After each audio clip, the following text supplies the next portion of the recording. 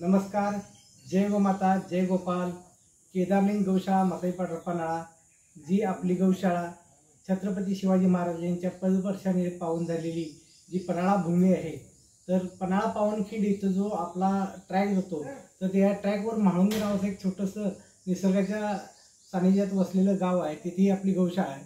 तर आपण आजचा व्हिडिओ काढण्याचं कारण असं की आपण जे इथून तुपाची सेल आउट करतोय किंवा तुपाची जी विक्री करतोय, कशा पद्धतीने करतोय, किती किलोमध्ये, म्हणजे अर्धा किलोमध्ये आहे, 1 किलोमध्ये आहे, पावशेरमध्ये आहे, तर हे सांगण्यासाठी आपण हा आजचा व्हिडिओ करतोय. तर आपला तुम्ही आता यूट्यूब चॅनलवर बाकीचे व्हिडिओ बघत असतील. आपल्या देशी गाईंच्याबद्दल आपण महत्त्व सांगितलेलं आहे. पण देशी गाई कशा ओळखाव्यात, त्यांचं दूध कशा पद्धतीने काढलं जातंय, सात्विक दूध कसं, आता आपण हा त्याची पुढची प्रोसेस म्हणजे तुपाकडं, दुधापासून तूप कसं काढतोय त्याचे पण आपण व्हिडिओ बनवलेले आहे. तर आता जे तूप काढलेलं आहे, तर ते तूप आपण कशा पद्धतीने पॅक करतोय किंवा ते कशा पद्धतीने कस्टमर किंवा ग्राहकांच्यापर्यंत देतोय, तर ते कशा पद्धतीने देतोय त्याचा आज आपण व्हिडिओ बघूया. या आता आपण प्रथम ही पावशर तुपाची भरणी आहे.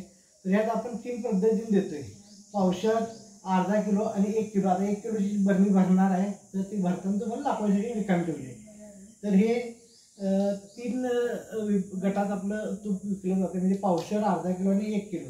तर ह्यात बघा, देशी गाईच्या तुपाला का महत्त्व असते, तर जसं आपण सांगितलं की देशी गाईच्या दुधाला महत्त्व आहे. कारण गाईकडे सूर्यकेतू नाडी आणि चंद्रकेतू नाडी, म्हणजे पृथ्वीवर 2 जीव, म्हणजे मानवी जीव आणि आपली गाय, ह्या 2 जीवांना फक्त ह्या नाड्या आहेत.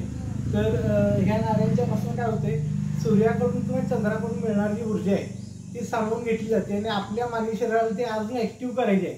त्यासाठी आपण हे वैदिक तूप किंवा सात्विक तूप, दुधातनं तूप काढलं जाते. ह्या गोष्टींचा अभ्यास आहे, तो आपण हळूहळू सांगतच जाणार आहे. तर आज आपला व्हिडिओ केलेला आहे. तर हा आज देशी गाईचं जर तूप तुम्ही बघितलं, तर आता काही लोक म्हणजे तूप खाल्ल्यानंतर वजन वाढते. तर आपल्या देशी गाईमध्ये जसं कोलेस्ट्रॉलमध्ये 2 प्रकार आहेत, एक बॅड कोलेस्ट्रॉल आणि गुड कोलेस्ट्रॉल. तर ह्यातनं माहिती अशी आहे की आपल्या देशी गाईच्या तुपात फक्त मी देशी गाईचं तूप का म्हणतोय, तर देशी गाईच्या तुपात फक्त गुड कोलेस्ट्रॉल आहे, बॅड कोलेस्ट्रॉल नाही. तर तो गुड कोलेस्ट्रॉल, आता आपण कसं आहे की देशी गाईचं तूप जर आपण खाल्लं, तर ते गुड कोलेस्ट्रॉल काय करते की आपल्याकडे जी बॅड कोलेस्ट्रॉल वाढलेलं आहे ते पूर्णतः विघटन करून जाळून टाकते आणि आपलं गुड कोलेस्ट्रॉल वाढवते. त्यामुळं देशी गाईच्या तुपाला जे महत्त्व आहे आणि त्याला जे आयुर्वेदात मान्यता दिलेली आहे, तर ती तेवढ्यासाठी. तर ते आज आपण आपल्या इथं वैदिक पद्धतीनं तूप काढतो, म्हणजे लोणी काढतोय आणि त्याचं परत चुलीवर मातीच्या भांड्यात सगळ्या गोष्टी करतोय. पण आता आपण तुपाचा जो आजचा व्हिडिओ आहे आपला, तर तो आपण बघा, हा तूप पावशर, अर्धा किलो आणि 1 किलो.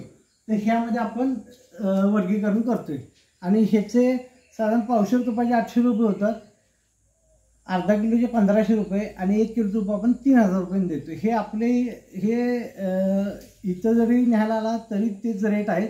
आणि कोल्हापूरमध्ये ज्यावेळेस आपण देतोय, तर कोल्हापूरमध्ये आर के नगरमध्ये आपल्याला तूप मिळू शकते. तर तिथे हे तुम्हाला मिळू शकते. आर के नगरमध्ये आपला कॉन्टॅक्ट नंबर खाली दिलेला आहे, तर त्या कॉन्टॅक्ट नंबरवर फोन केला तर तुम्हाला आर के नगरमध्येही पोचवू शकते, तिथून तुम्ही कलेक्ट करू शकता. तर आता बघा, आता हे आपण 1 किलो तूप भरणार. 1 मिनिट.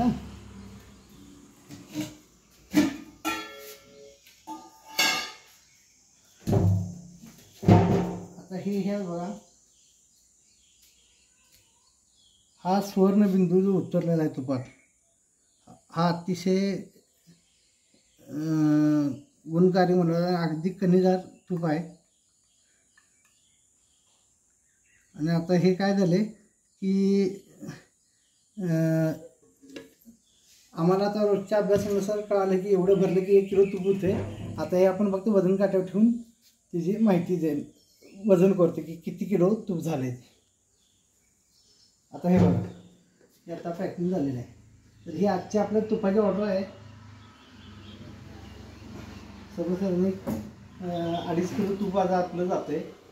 तर तुपाला अतिशय चांगला रिझल्ट आहे आणि त्यामुळे लोकांच्याकडे हळूहळू मागणी वाढत आहे.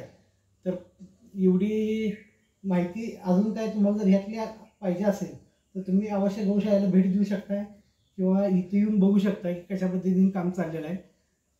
तर पुन्हा एकदा जय गोमाता.